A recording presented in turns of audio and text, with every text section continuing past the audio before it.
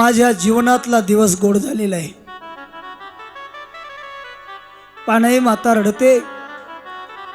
भगवंताने विचारलं कुलस्वामी खंडेने काय रडते माते? देवा हे आनंदाचे अश्रू आहेत रे। लोकांनी गावातल्या मला वेडी ठरवले। मी रोज लोकांना सांगत होतो माझा कुलस्वामिनी खंडेराय येणार, मला दर्शन देणार, आपल्या गावातच येणार। लोक मला वेडी ठरवत होते देवा, पण आज तुझ्या या स्वरूपाकडे पाहून रूपाकडे पाहून मी वेडी झाले देवा। हे आनंदाचे अश्रू आहेत रे।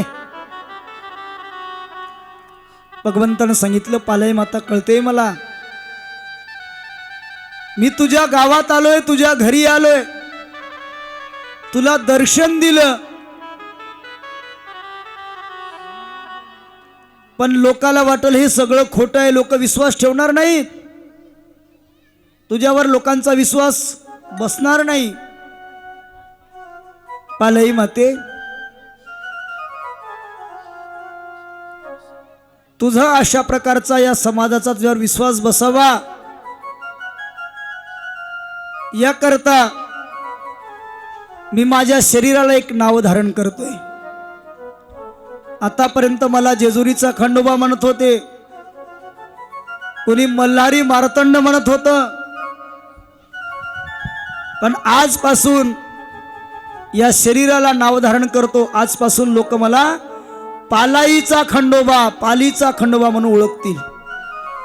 आपल्या भक्ता करता भगवंताने ते नाव धारण केलं। महाराज वाज वाटलं एकदा पालेश्वर भगवान की जय।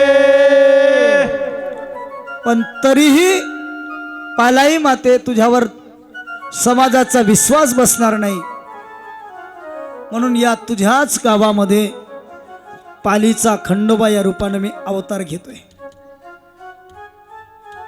पालाई माते रोजच्या प्रमाणे लवकर उठायचं, ब्रह्ममुहूर्तावर उठायचं, आणि ब्रह्ममुहूर्तावर उठल्यानंतर तुझ्या या गायी सोडायच्या। या गायीमध्ये एक काळी कपिला नावाची गाय आहे, त्या काळ्या कपिला गायीला सोडायचंय ब्रह्ममुहूर्तावर सकाळी 4 वाजता।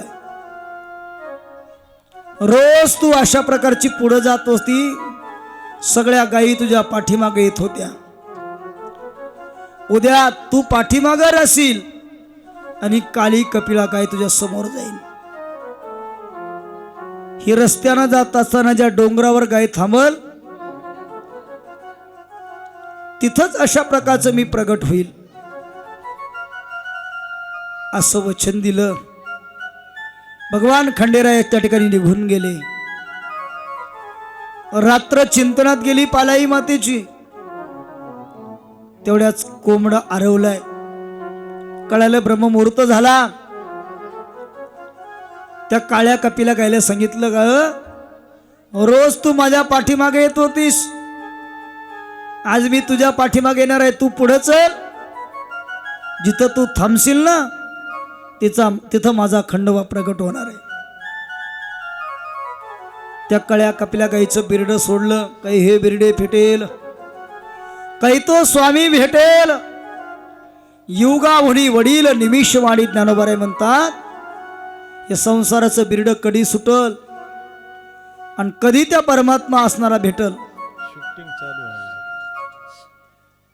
त्या ठिकाणी अशा प्रकारचं सोडलं बिरड काळ्या कपिला गाईचं, आणि ती गाय पुढे निघाली, पालाई माता पाठीमाग। अशी बऱ्याच अंतरावर गेल्यावर एका टेकडीवर ती काळी कपिला गाय थांबली। थांबल्याबरोबर महाराज त्या गायीच्या 4ही स्तनातून काशेतून दुधाच्या धारा आपोआप अशा प्रकारच्या महाराज खाली ओसंडून व्हायला लागल्या। आपोआप धारा इतक्या ओसंडून वाहत होत्या की त्या दुधाचा महापूर आलेला होता।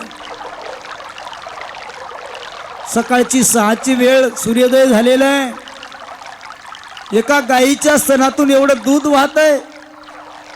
हे आश्चर्य पाहण्याकरता सगळे पालीचे सगळं लोक, सगळं गाव त्या डोंगरावर जमा झालं होतं. काही विश्वास ठेवत होते, काहीचा अजूनही विश्वास नव्हता. सारखं दूध अशा प्रकारचं वाहतं, दुधाचा महापूर वाहतोय. काही लोकांनी नमस्कार केला त्या काळा आपल्या गाईला.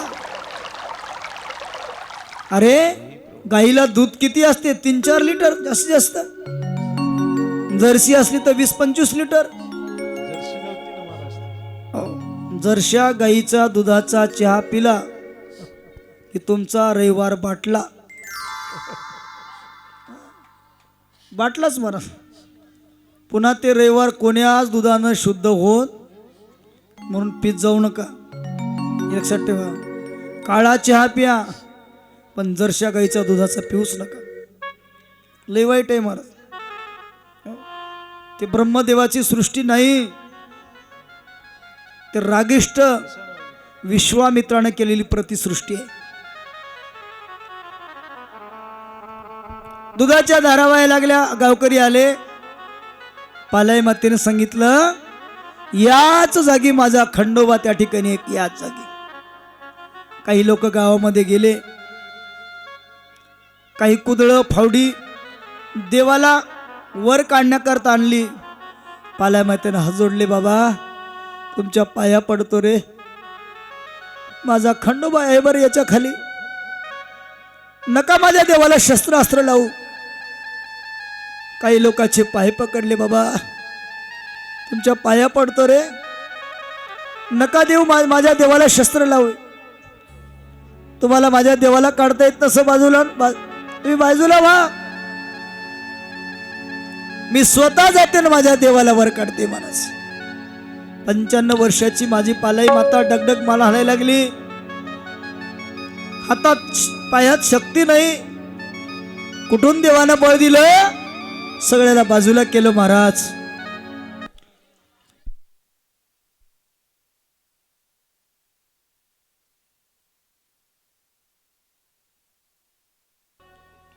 भगवान खंडेरायाचं चरित्र आहे. महाराज किती सांगितलं तरी संपत नाही.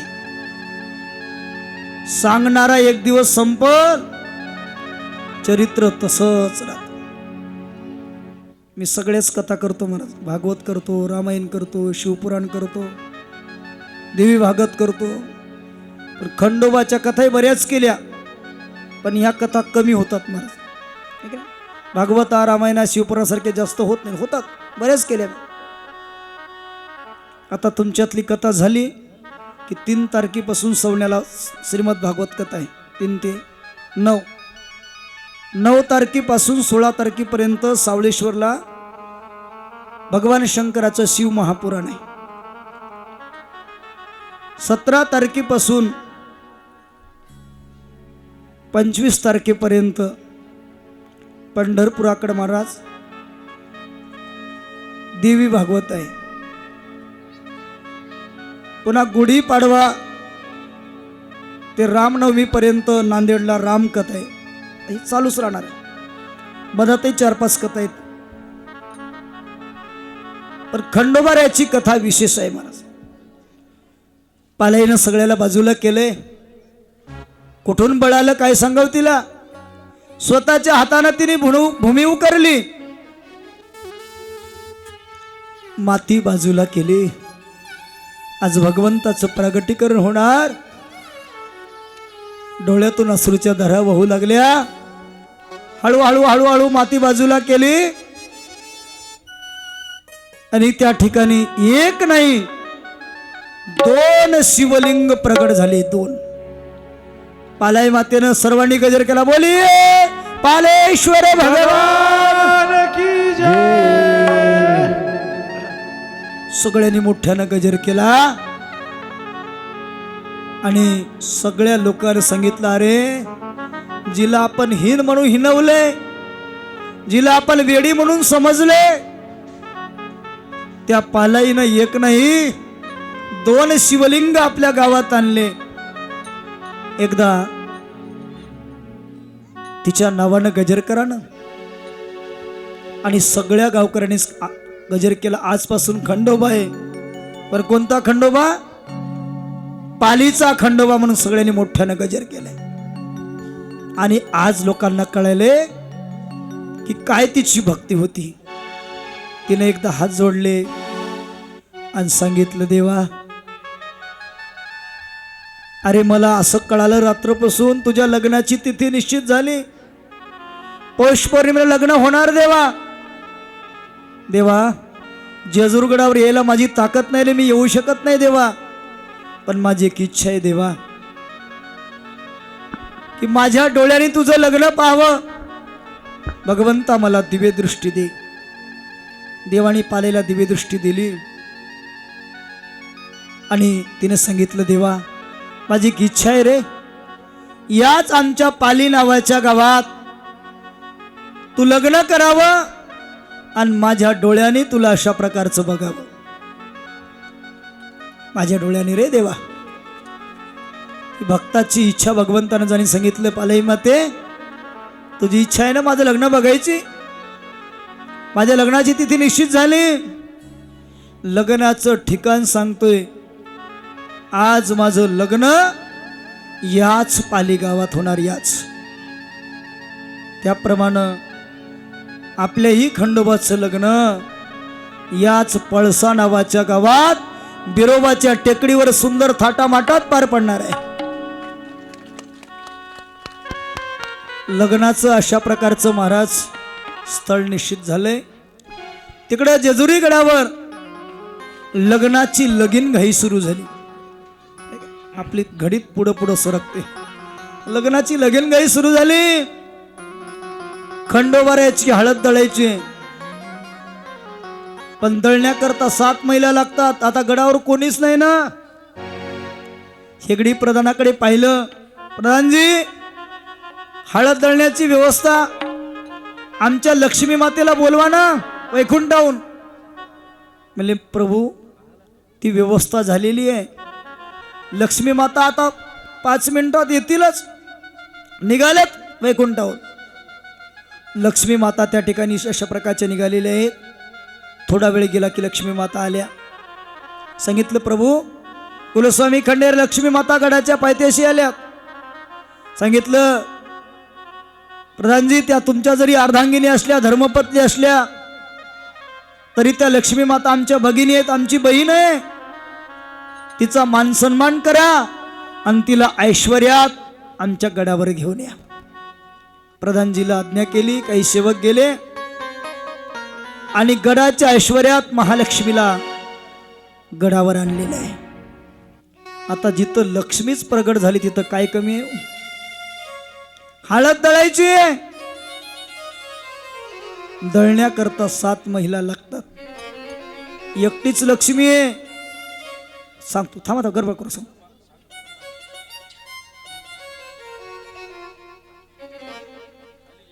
आता काय करावं. बाकीच्या 6 महिला त्याच डोंगराच्या पायथ्याशी काही अशा वस्त्या होत्या महाराज.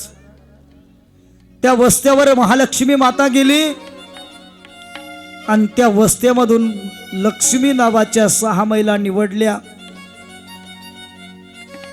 महालक्ष्मीनं त्या 6 महिलाला गडावर आणले. प्रधानजीनं त्यांचा यथोचित सत्कार केलाय.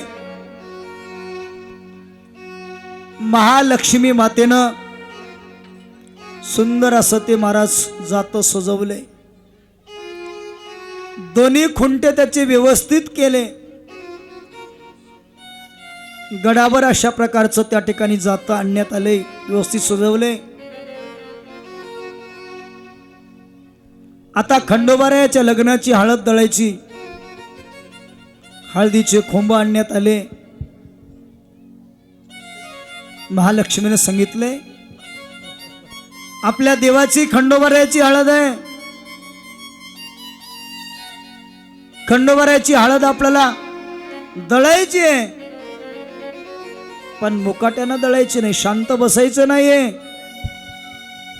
आपल्याला खंडोबारायाची हळद भगवंताचा गुणगौरव करत करत करत दळायची. त्या बाकीच्या महिलांना सांगितलं काही हरकत नाही. लक्ष्मी माता तुम्ही पुढं म्हणा, आम्ही पाठीमाग. भगवान खंडोबारायाची आपण जी लग्नात हळद दळतो, नवरदेवाचं नवरीचं नाव घेऊन, त्याप्रमाणे आपल्याला इथं हळद दळायची आहे. आणि मग जातं ठेवण्यात आलं, जात्याची अशा प्रकारची पूजा केली सुवासिनीने. आणि मग खंडोबारायाचे हळद दळण्याचा कार्यक्रम सुरू झाला. या 7 महिला पुढे या. या लक्ष्मी नावाच्या या. लक्ष्मी नावाचे या 7. मुळे महाराज 5 मिनिट लागतात का? नसल्या तर कोणी साथ या. चला बरोबर. 5 मिनिट टाइम आहे तर तोपर्यंत तुम्ही पुढे येऊन बसा. 7 बाया कोणीतरी इथं समोर. खंडेराया रे हरे, खंडेराया रे हरे, खंडेराया रे हरे, खंडेराया रे हरे, खंडेराया. लाटा गणपतरावच्या सुखा दुखात अर्धा माझा वाटा. वा वा टाळ्या वाजवा. यमुनेच्या काठी कृष्ण वाजतो बासरी, विलासनाथांच्या नावासाठी सुखी राहील सासरी. टाळ्या वाजवा. माने राज्य दिले भरताने नाकारले, देवीदासरावांच्या नावासाठी सौभाग्य स्वीकारले. वा वा वा टाळ्या. वाकून शंकरनाथाचं नाव घेते तुमचं मन राखून. वा वा. गंगेच्या काठी ताजमहालांची सावली, प्रकाशरावचा जन्म दिला धन्य ती माऊली. वा वा.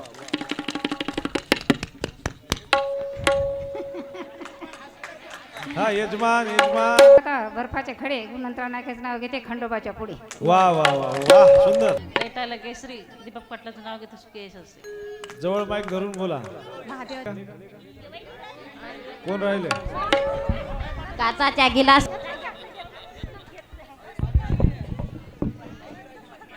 झाले झाले झाल्या.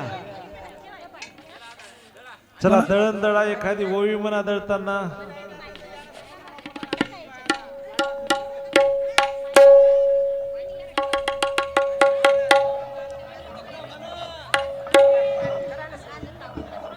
कोणाला म्हणता येते?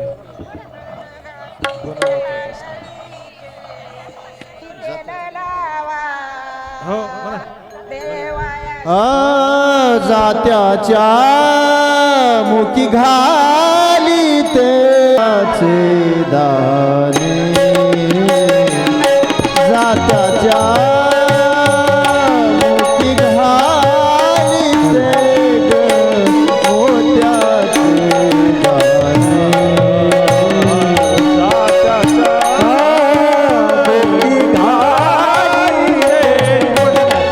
मुखी घाली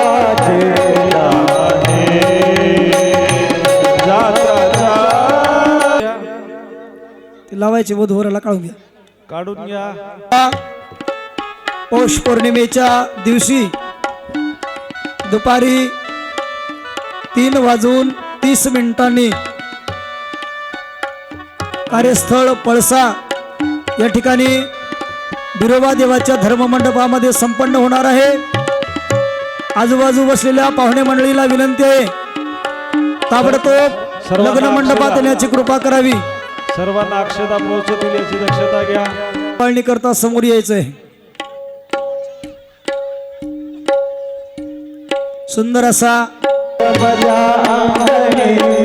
सजनी मैत्रिणी जबल्या अंगणी, सडली तोरण मांडवदारी, किणकिण कांगड धुळ पैठण, सजली नटली नवरी आली, गोऱ्या गोऱ्या गालावरी सडली डालची लाली गपोरी नवरी आनंदाच्या सरकीच्या परशुनी घरी जाणे गपोरी सुंदरी